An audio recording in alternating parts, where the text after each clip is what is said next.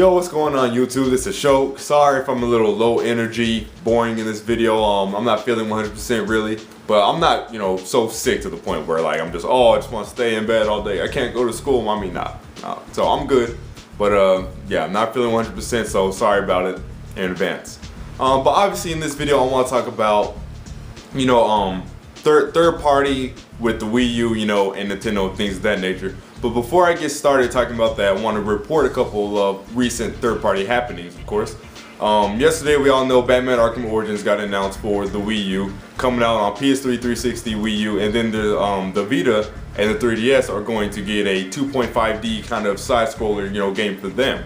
And then today, we had Splinter Cell Blacklist announced for the Wii U as well. Now, the interesting thing about this is that Splinter Cell Blacklist and Watch Dogs, along with Rainbow Six Patriots, were rumored to be coming to the Wii U long before they actually got announced for it. You see what I'm saying? And there was a lot of, there's those leaks, from GameStop papers, inventory papers, things of that nature, where it had these games listed. So the fact that Watch Dogs and Splinter Cell have been announced for the Wii U, at this point I think it's probably safe to assume that Rainbow Six Patriots is going to be, announced for the Wii U as well, especially considering the fact that it's a Ubisoft game. And we know Ubisoft is a major supporter of the Wii U.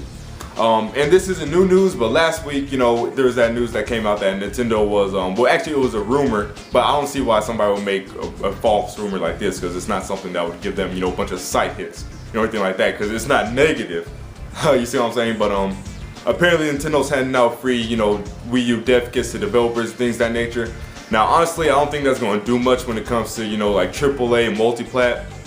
I don't think it's going to do that much, AAA wise, but I do definitely think that's going to be, bring smaller projects, over to the Wii U and things of that nature. I mean, it already has great indie support, but hopefully this is going to bring, even more. And then, they have this whole Unity thing going on, and Nintendo framework. So Nintendo's doing a good job, with the smaller games, with the smaller devs. They just kind of need to get, back in good standing, with these big third-party developers. And that's kind of ties in with, my main point in this video.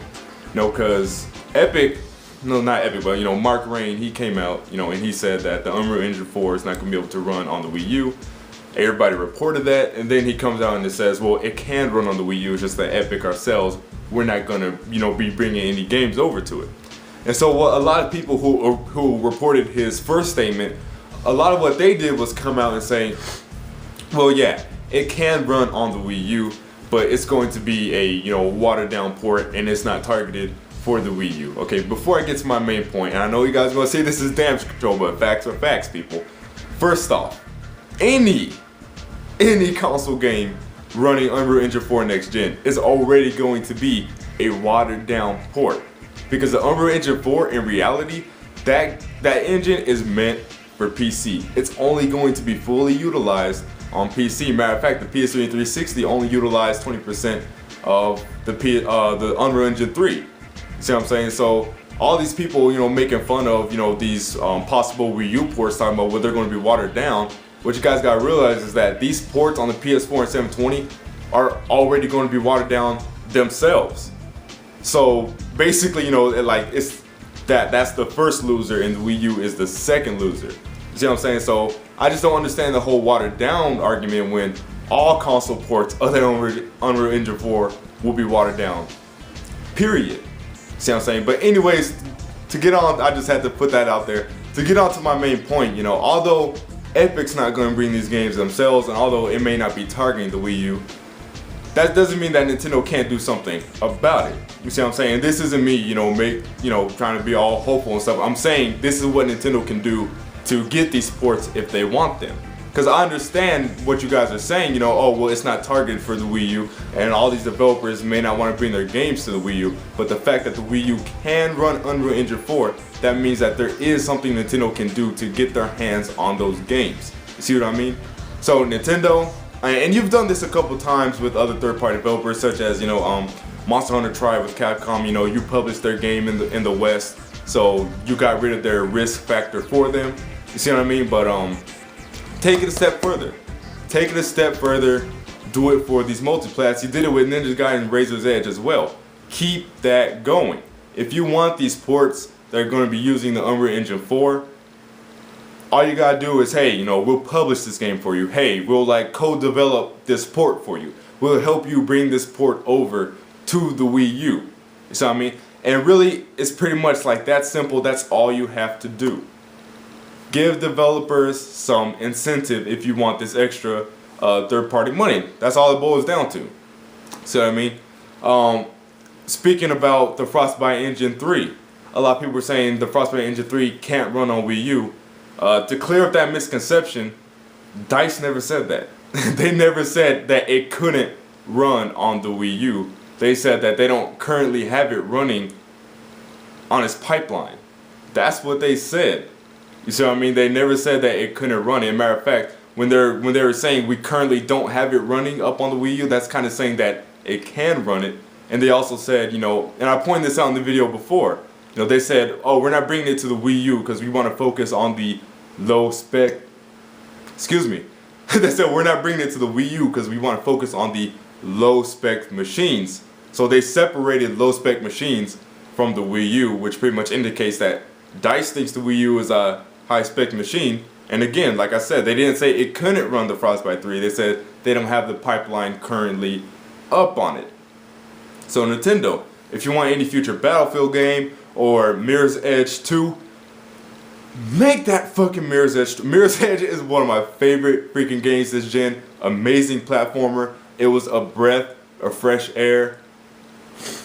EA, the only way you are remaining relevant to me is the fact that you hold the IP to Mirror's Edge.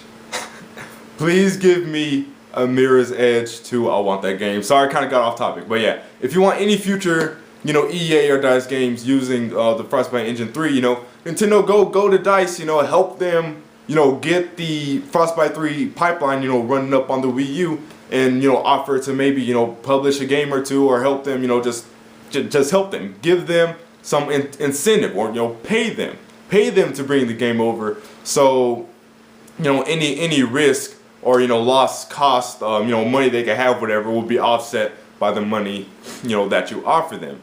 Because here's the thing, and I talked about this in a in a previous video, whatever. I was talking about how, well, I personally don't care about third-party support on the Wii U because I'm a multi-console gamer. I could play whatever I want.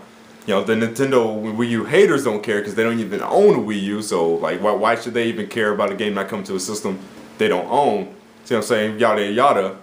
But Bond did make a good point. Yes, I did say Bond did make a good point. In that video he did, when he was talking about Reggie and Iwata need to step down, and he played that clip where Reggie said, what we're trying to do with the Wii U is have the best of first party and have the best of third party. He was saying, oh, it's going to be the ultimate machine because not only can I get my Mario and Zelda, but I could get my Battlefield, yada yada yada, Grand Theft Auto, things of that nature. And that's a valid point. When you say something like that, that makes people, expect, what you said. So Nintendo, if you want to, back up what you said, if you want to keep your vision, because that was their vision, the ultimate machine, because you have what is, arguably the best games in the industry, Nintendo games, then you have the best third parties, you have a great system.